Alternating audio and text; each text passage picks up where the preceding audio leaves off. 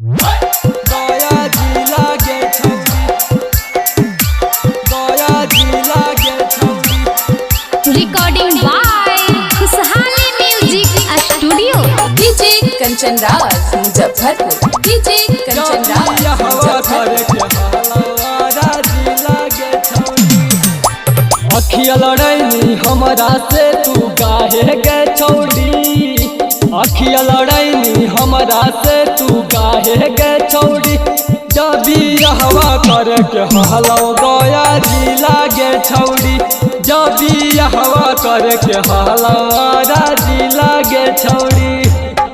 सब छौड़न फार देतौ चोली गे छौरी, सब छौड़न फार देतौ चोली गे छौरी।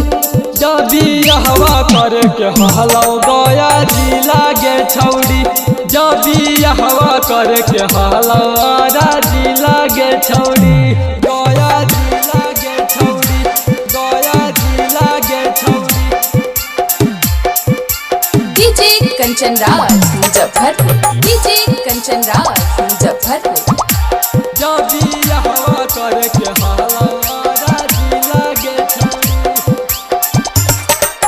देखे में लगही तू तो हसीना, तोरा देखी हमर छूटो पसेना। 14 से 13 तोहर उमर गे, काहे देखावा ही पतली कमर गे, काहे देखावा ही पतली कमर गे। देखे में लगही तू तो हसीना, तोरा देखी हमर छूटो पसेना। 14 से 13 तोहर उमर गे, काहे देखावा ही पतली कमर गे। सब छौड़न के कैनी तू बास में छौरी, सब छौड़न के कैनी तू बास में छौरी। जबी हवा करे के हलौ गया जिला गे छौरी, जबी हवा करे के हलौ जिला गे छौरी। गया जिला गे छौरी, गया जिला गे छौरी। डीजे कंचन राज मुजफ्फरपुर। डीजे कंचन राज मुजफ्फरपुर। जबी हवा करे के हलौ जिला गे छौरी। सूरज पंचोली के बाजो हो गाना, नीतीश विनीत के तू हही दीवाना। राहु सतेंद्र के कैनी बीमार के दिखाई के अपन दोनों अनार गे, दिखाई के अपन दोनों अनार गे। सूरज पंचोली के बाजो हो गाना, नीतीश विनीत के तू हही दीवाना। राहु सतेंद्र के कैनी बीमार के दिखाई के अपन दोनों अनार गे।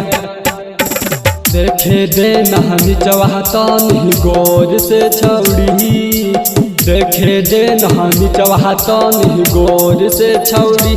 जबी हवा करे के हलौ गया जिला गे छौरी, जबी हवा करे के हलौ जिला गे छौरी।